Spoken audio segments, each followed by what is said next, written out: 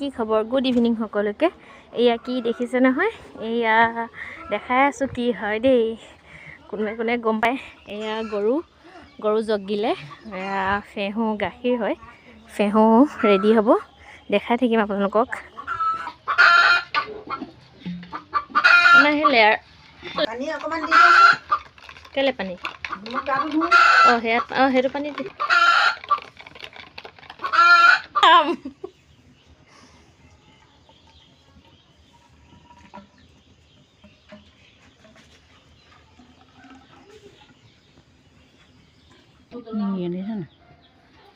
ওপৰলৈকে হ'ল একদম ন।